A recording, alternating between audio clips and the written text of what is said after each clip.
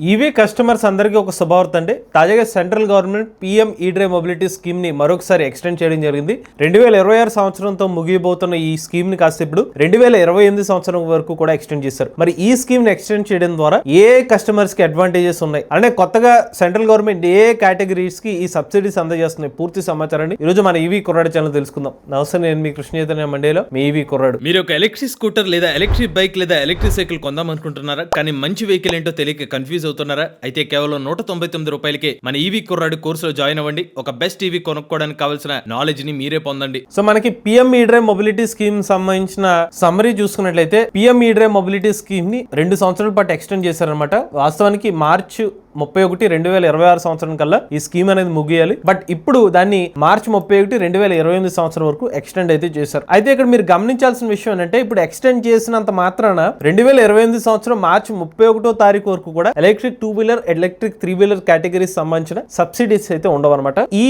Extension ఏదైతే ఉందో అది ఎలక్ట్రిక్ 2 వీలర్, ఎలక్ట్రిక్ 3 వీలర్స్ కి వర్తించదు. ఎలక్ట్రిక్ 2 వీలర్, ఎలక్ట్రిక్ 3 వీలర్స్ కి 2026 సంవత్సరం మార్చి 31వ తారీఖుతోనే ఇదైతే అయిపోతుంది అనమాట. ప్రీవియస్ గా అయితే సెంట్రల్ గవర్నమెంట్ అనౌన్స్ చేశారు 2024 సంవత్సరంలో 2026 కల్లా అయిపోతుందని చెప్పి, అది 2 వీలర్ 3 వీలర్స్ కి 2026తో అయితే సబ్సిడీస్ అనేది ఆగిపోతాయి. కానీ కొత్తగా 2028 సంవత్సరం వరకు ఎక్స్టెండ్ చేశారు కదా, దేనికంటే ఎలక్ట్రిక్ ట్రక్లకి, ఎలక్ట్రిక్ బస్సులకి ఇది కంటిన్యూ అవుతుంది. ఎప్పుడు 2026 అయిపోయిన తర్వాత కూడా ఇది కంటిన్యూ అవుతుంది. అంటే ఏప్రిల్ 1వ తారీఖు నుంచి కూడా బస్సెస్ కి, ట్రక్స్ కి అయితే కంటిన్యూ అవుతుంది. ఇప్పటికే బస్సుల కోసం 4,391 కోట్ల రూపాయలు కేంద్ర ప్రభుత్వం కేటాయించడం జరిగిందనమాట. మొత్తం 14,000 ఎలక్ట్రిక్ బస్సెస్ ని భారతదేశ వ్యాప్తంగా ప్రజలకు అందుబాటులో తీసుకురావడం కోసం. అవి కాకుండా ఇప్పుడు ఎలక్ట్రిక్ ట్రక్లు కూడా అడిషనల్ గా సపోర్ట్ అందిస్తున్నారు. ఇక PM E drive mobility scheme కోసం కేటాయించిన బడ్జెట్ 10,900 కోట్ల రూపాయలు. ఇక దీనికి సంబంధించిన అఫీషియల్ గెజెట్ నోటిఫికేషన్ కూడా చూడొచ్చు. ఆగస్టు 7వ తారీఖు 2025 సంవత్సరం ఈ అఫీషియల్ గెజెట్ నోటిఫికేషన్ అయితే రిలీజ్ చేశారు. అలానే PM E drive mobility scheme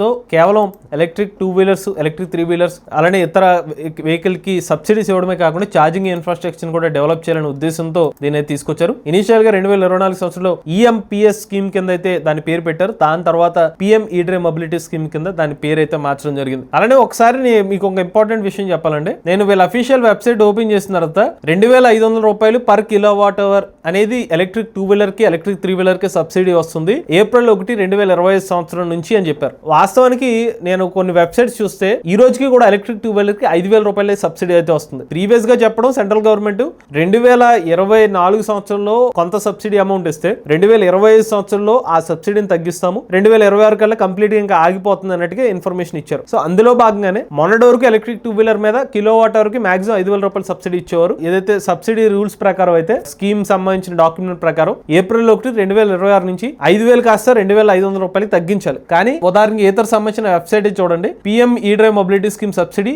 ఈ రోజుకి 2 వీలర్ కి 5,000 రూపాయలు సబ్సిడీ అయితే వస్తుంది. ప్రెసెంట్ అయితే కొనసాగిస్తున్నారు. మరి దీని గురించి ఇంకా ఏమైనా తగ్గుతుందా లేదా అనేది మనకైతే ఇంకా స్పష్టత లేదు. కానీ అఫీషియల్ వెబ్సైట్ లో ఇప్పటికే కిలోవాట్ అవర్ కి 2,500 రూపాయలు అని చెప్తున్నారు. కానీ ఓలా కానీ ఇతర కంపెనీస్ ఏదైతే ఉన్నాయో ఈ రోజుకి పిఎం ఈ డ్రైవ్ మొబిలిటీ నుంచి 5,000 రూపాయలు సబ్సిడీ వస్తుందని అయితే మెన్షన్ చేస్తున్నారు. సో ఇప్పుడు మనకి క్లారిటీ వచ్చిన విషయాలు ఏంటంటే, PM E drive mobility scheme ఏదైతే ఉందో ప్రెసెంట్ అయితే 2 వీలర్ 3 వీలర్ కి 2 వీలర్ కి ఏమో 5,000 రూపాయలు, 3 వీలర్ కి మాక్సిమం 25,000 రూపాయలు సబ్సిడీ అవుతుందో అది కొనసాగుతుంది. అది టిల్ మార్చి 31, 2026 సంవత్సరం వరకు మాత్రమే వస్తుంది. ఈ రోజు నుంచి మనకి ఎలక్ట్రిక్ 2 వీలర్ 3 వీలర్ తో పాటుగా ఎలక్ట్రిక్ బస్సులకి, ట్రక్స్ కి కూడా సబ్సిడీ అయితే కేటాయిస్తున్నారు.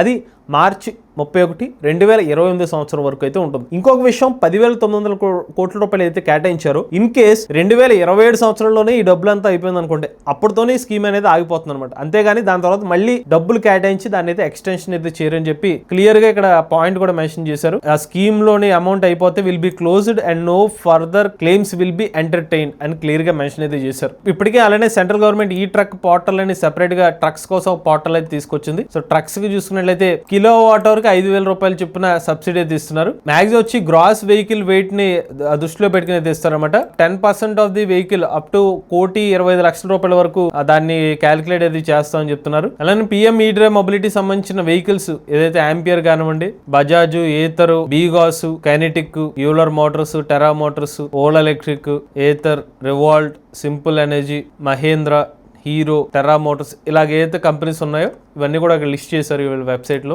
ఈ పర్టికులర్ స్కీమ్ గురించి ఎలా ఉంది అనే విషయం గురించి కూడా నేను ఎండ్లో చెప్తాను. అలాగే ఇంకో పాయింట్ కూడా ఇప్పుడు మీకు చెప్పాలండి. రీసెంట్ గా ఒక 1 to 2 weeks బ్యాక్ అన్నమాట, ఇండస్ట్రీస్ మరియు కామర్స్ మినిస్టర్ ఎవరైతే రావ్ నర్బీర్ సింగ్ గారు ఏమని చెప్పారంటే, ఏదైతే 15 లక్షల రూపాయల నుంచి 40 లక్షల రూపాయలు ఉన్న ఎలక్ట్రిక్ కార్స్ ఏదైతే ఉన్నాయో వాటి యొక్క సబ్సిడీని మేము రీస్టోర్ చేసే అవకాశం ఉందని చెప్పి ఒక హింట్ అయితే ఇచ్చారు. సో అలా జరిగితే గనక, అంటే వాళ్ళు చెప్పిన అమౌంట్ చూస్తే 15% వరకు ఇచ్చే అవకాశం ఉంటుందని చెప్తున్నారు. సో ఇలా ఇవ్వడం వల్ల ఏంటంటే ఎలక్ట్రిక్ కార్ యూజర్స్ కి ఒక ఓవర్ట్ అని చెప్పుకోవచ్చు. ఎందుకంటే ప్రెసెంట్ మనకి ఎలక్ట్రిక్ 2-wheeler 3-wheelers మాత్రమే సబ్సిడీ అయితే లభిస్తుంది సెంట్రల్ గవర్నమెంట్ ద్వారా, 4-wheelers కి అయితే సబ్సిడీ లభించట్ల. బట్ ఇన్ కేస్ దీన్ని రీస్టోర్ చేస్తే కనుక ఎలక్ట్రిక్ కార్స్ ఎవరైతే సామాన్యులు సైతం ఎలక్ట్రిక్ కార్ కొనుగోలు చేద్దాం అనుకుంటున్నారో వాళ్ళకి ఒక అడ్వాంటేజ్ గా మారే అవకాశం ఉంది. బట్ అది 100% ఎప్పుడు అవుతుందని క్లారిటీ లేదు. ఇంకొక పాయింట్ ఏంటంటే గుర్గాం అనే ఒక పదం కూడా వాడారు. అంటే స్పెసిఫిక్ గా గుర్గాం ప్రాంతంలోనే ఆ పర్టికులర్ కార్లకి సబ్సిడీ వస్తుందా అనేది కూడా క్లారిటీ లేదు. మళ్ళీ అదే ఆర్టికల్ లో మెన్షన్ చేసింది ఏంటంటే ఎలక్ట్రిక్ కార్లకి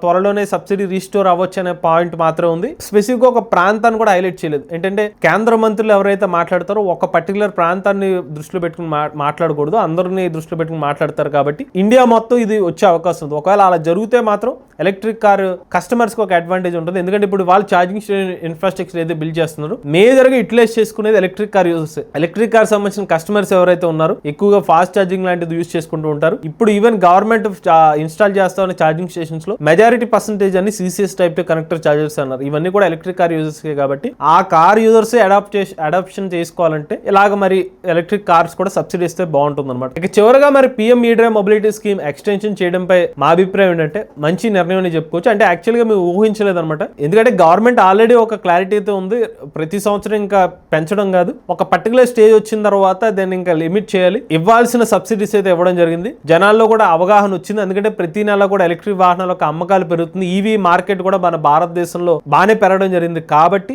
ఆశించిన స్థాయిలో ఎలక్ట్రిక్ వెహికల్ సంబంధించిన అడాప్షన్ జరుగుతుంది. కాబట్టి గవర్నమెంట్ కూడా ఈవీ సంబంధించిన సబ్సిడీస్ మీద కాస్త తగ్గించి దృష్టి ఇన్ఫ్రాస్ట్రక్చర్ ని బిల్డ్ చేసే అవకాశం కూడా ఉండొచ్చు. ఇప్పుడు ఛార్జింగ్ స్టేషన్స్ కానీ ఇంకా ముఖ్యమైన విషయాల మీద ఫోకస్ చేసుకుంటే, సర్వీస్ రిలేటెడ్ ఇష్యూస్ వీటి మీద ఫోకస్ చేస్తే ఎక్కువ సిస్టమ్ ని బిల్డ్ చేసుకున్నారు. ఇంకా సబ్సిడీస్ అనేది కస్టమర్స్ కూడా పెద్దగా ఆలోచించాల్సిన అవసరం ఉండదు. ఈవీ వెహికల్ కొనడం వరకు మొన్నటి వరకు దృష్టి తగ్గించారు, ఇప్పుడు ఈవీ వెహికల్స్ కొంటున్నారు. తర్వాత కస్టమర్ ఫేస్ చేసే ఇష్యూ ఏంటంటే సర్వీస్. సో ఆ సర్వీస్ కూడా గవర్నమెంట్ కూడా ఇలా ఒక స్ట్రక్చర్ గా ఆర్గనైజ్ చేయగలిగితే కనుక ఇంకా కస్టమర్స్ కూడా అంతా బాగానే ఉంది, ఇన్ఫ్రాస్ట్రక్చర్ బాగుంది అనుకుంటే వెహికల్స్ ఆటోమేటిక్ గా కొనే అవకాశం ఉంటుంది. ఈవీ సంబంధించిన సబ్సిడీ వస్తుందా లేదా అని. ఎందుకంటే ఇప్పుడు ఆల్మోస్ట్ నామమాత్రమైన సబ్సిడీస్ అని చెప్పుకోవచ్చు. 5,000 రూపాయలు అనేది నామమాత్రం చెప్పుకోవచ్చు. ఎందుకంటే ఒకనొక టైంలో అదే వెహికల్ కి 50,000, 60,000 రూపాయలు సబ్సిడీ వచ్చిన రోజులు కూడా ఉంది. సో దాంతో పోలిస్తే ఒక 5,000 రూపాయలు చాలా తక్కువ అని చెప్పుకోవచ్చు. కాబట్టి ఆ మాట వాడాల్సి వచ్చింది. బట్ ఏదైనా మటుకి గవర్నమెంట్ 2020 సంవత్సరం వరకు 2-wheeler సంబంధించిన సబ్సిడీస్ అయితే ఇస్తారు, 3-wheelers కి ఇస్తారు. బట్ తర్వాత ట్రక్స్ ని మరియు బస్సెస్ ని మాత్రమే సబ్సిడీ అయితే ఇస్తామని చెప్తున్నారు. ఇది ఓవరాల్ గా PM E-Drive మొబిలిటీ స్కీమ్ సంబంధించిన సమాచారం అండి. మీరు కూడా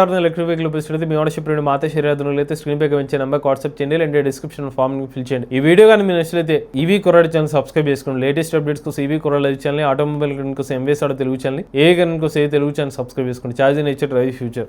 But if I lay down and I play dead and I stay dead, baby you'll get